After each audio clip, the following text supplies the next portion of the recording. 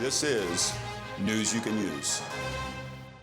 Context, in the first quarter of 2022, we were annualizing at about 6.7 million units sold.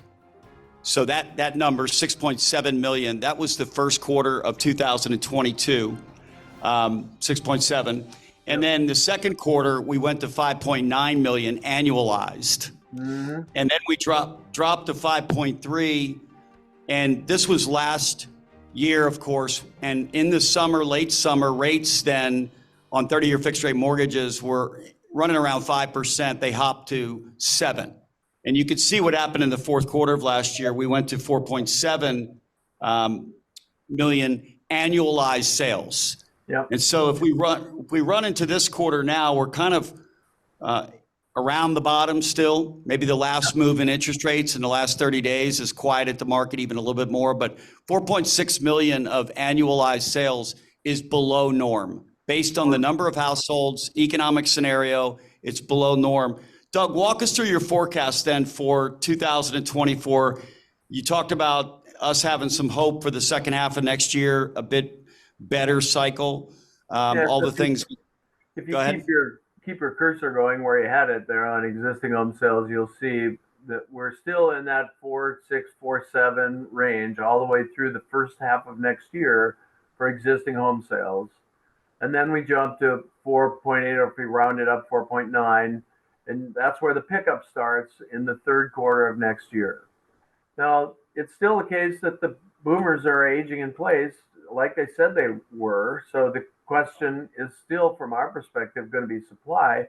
So if you look at the number below that, at the new homes number, you see that at the margin, pretty much what's adding is the work of the builders. And I just spoke yesterday to a group of the top 20 builders in the country. And I told them, I said, really, the supply issue's on your back.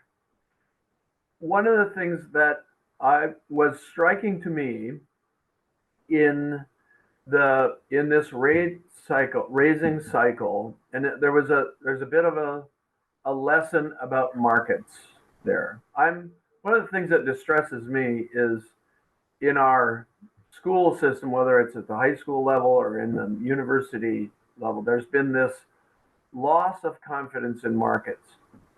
But when mortgage rates recently ran past 7%, for 2 or 3 days, the fixed income market sort of froze up. Now, it technically didn't freeze, but the level of activity, there was a shock.